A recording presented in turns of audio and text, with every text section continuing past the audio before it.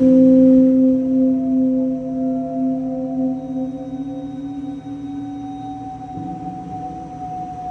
November 30th, 2021, a Twitter user from Dallas reported that her doorbell camera had recorded a suspicious man standing outside of her apartment almost every night for an entire month. According to her tweet, she had already reached out to the authorities, but they hadn't done enough to keep the man away. This is what her Ring camera captured.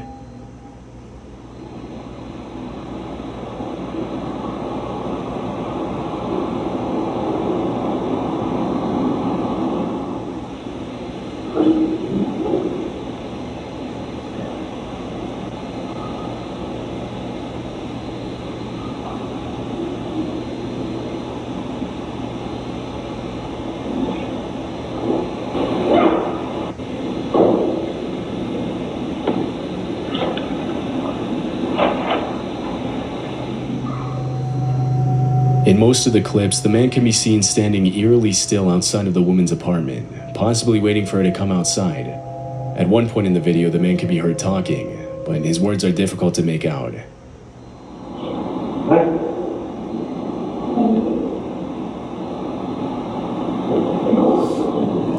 How you guys doing out there in YouTube land? I'm trying to set my phone down. Please pardon me real fast. Yeah, I hope I didn't just turn it off or something. So, I've been doing security for 10 years. I'm a lifelong martial artist, yada yada. My real credentials is I grew up in San Bernardino, California before cell phones existed, with like latchkey kid, you know, no parents. Anyways, the video you just saw is called 8 most disturbing things caught on doorbell camera footage. Okay, and what made me make this video, so somebody types, it's got ghosts, ghouls, zombies, cryptids, whatever. None of them are as scary as a human who's decided to prey on you. He's got a point, but I wanted to add to what he's saying, guys, that in my anecdotal expertise, what I'm really afraid of is law enforcement incarcerating me for doing what a man is supposed to do. Now, I don't know who's exactly watching this video. If you're a female and you're single and you live alone, you're possibly a different case. I can understand that you would be very afraid to confront. You'd feel very helpless, especially if security or management or law enforcement, all they can do is write a report and tell you to be careful and wish for the best. But I want to say that the person who's writing humans that prey on you are more dangerous than some kind of fictitious monster. Well, when somebody is that mentally ill, they're usually not smart enough, they're not methodical enough to be able to get you if you use precaution, like looking out your doorbell before you exit the video, or reviewing your security cameras, or making sure, like, you know, you're not, you know, not whatever precautions that you feel in your intrinsic sixth sense, you know what I mean, your common sense of self-preservation, whether it's just don't go out at nighttime, wait till the daytime, open your door, make footsteps, and see if anybody runs out of the corners, and be prepared to slam the door shut and lock it immediately. You get the point, right? But what I am really afraid of in that precarious predicament is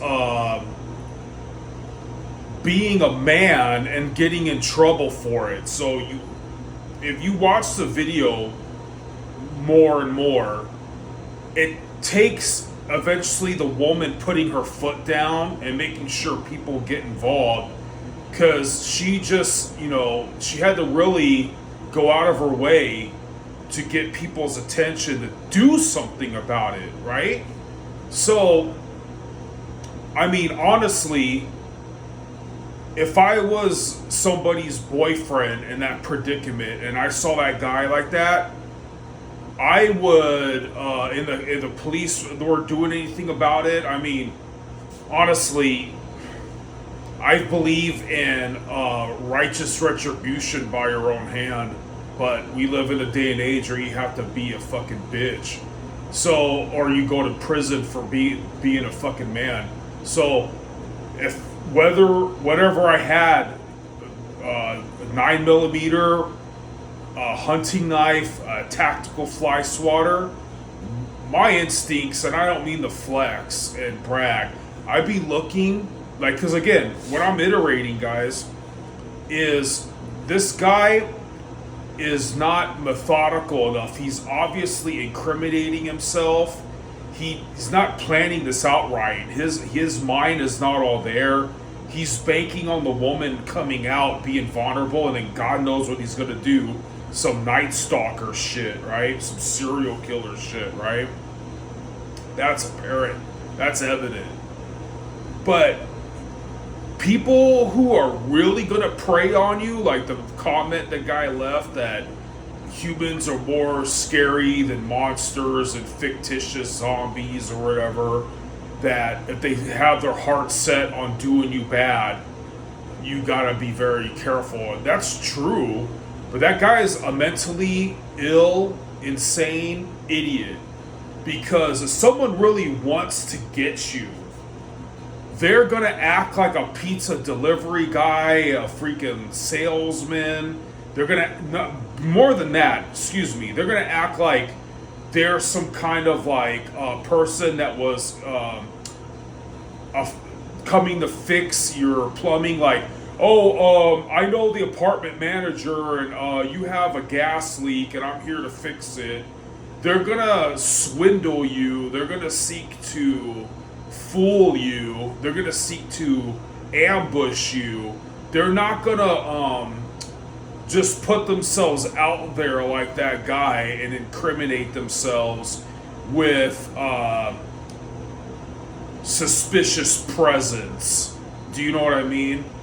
So that guy is mentally ill, and in my anecdotal expertise, usually when you check these guys, they get the point. They're banking on you being pacifist. They're banking on you. They're hoping in your.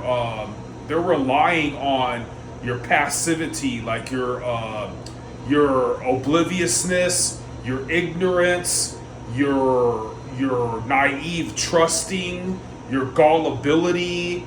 They're on a trip, man. Whatever you want to call it, meth, whatever drug they're on, whatever psychological issue they have. They're banking on catching you slipping, or you being naive, or you being foolish, you being stupid, you being weak, you being unaware. And they don't understand that they're making themselves out. They're showing their demons right up front. They're not all there, right?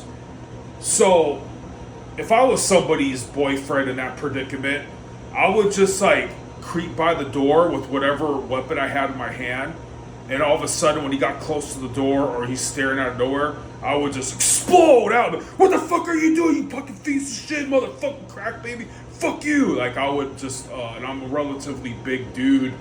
I'm not trying to flex or act all brave, but when you finally show those people that you're like more, like whatever you want to call it, like angry at life or loco or down for your shit.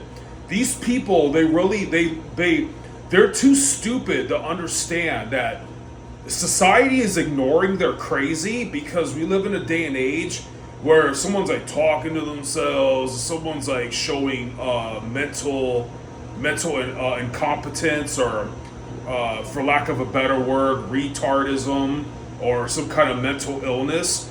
People go out of their way to ignore these people because they don't want to accidentally fall into conversation with them, They don't want to get on their radar. When someone's in public and they're not mentally all there and they're like talking to themselves or yelling at nothing, people generally nowadays tend to ignore them, hoping like either the problem goes away or these people don't start to target them with whatever issues they have. You get what I mean? We've all been there where you're like eating in public with your family and some insane homeless person out of nowhere starts mumbling or yelling at nothing or to themselves, and everybody tends to, they might look and be surprised, but they want to ignore the problem, hoping it just goes away. They don't want to attract its attention.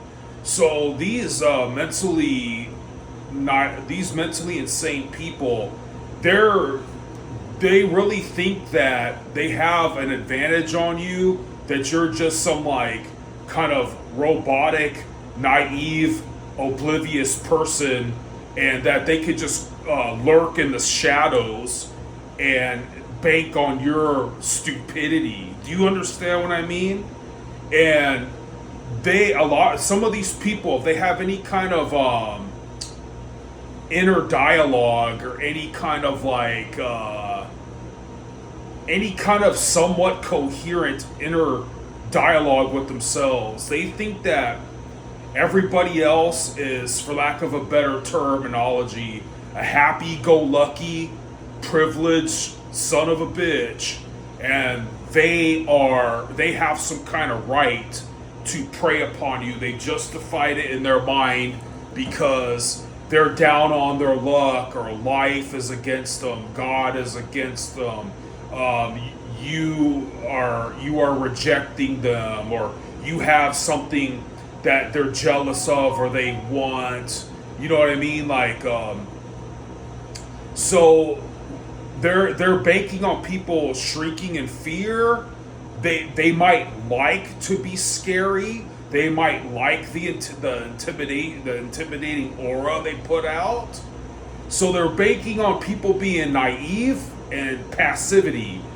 And when they get a glimpse of reality with some angry man who's rightfully defending his turf, his woman, his property, his well-being, and he shows those kind of people that he's angry at life too, but he's got bills to pay.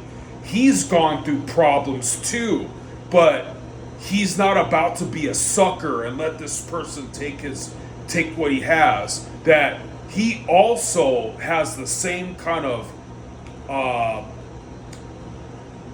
problems or intensity or hard background life experiences of this insane malevolent person, but he's like a barking dog, or like a mama bear protecting his cubs. It'll surprise the perpetrator. It'll surprise a suspicious person. It'll shock and put the bad guy, and it will put him in his place. And so the reason of this video is to iterate that the dude who commented saying humans are more scary, I understand where he's going with that, but the guy is being an idiot because he's got no rational plan. He's incriminating himself by having this boogeyman persona and presence, right? Whatever's going through his head.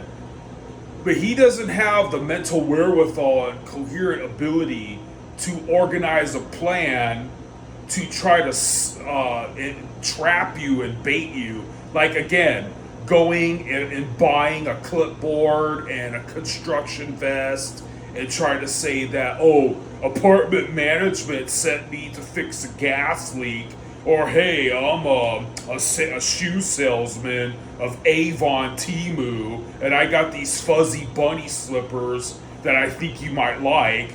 Like, someone who's trying to con you, because people who really, my coworker's here and I gotta go soon. But that guy, you get what I mean? And so, Matt, you should be on alert no matter what kind of assailant or opponent you might be facing or whatever danger might be lurking. But that was my point, that watch out for people who come at you acting normal, because those are the people who have an ace up their sleeve and they have a trick to try and pull. And also,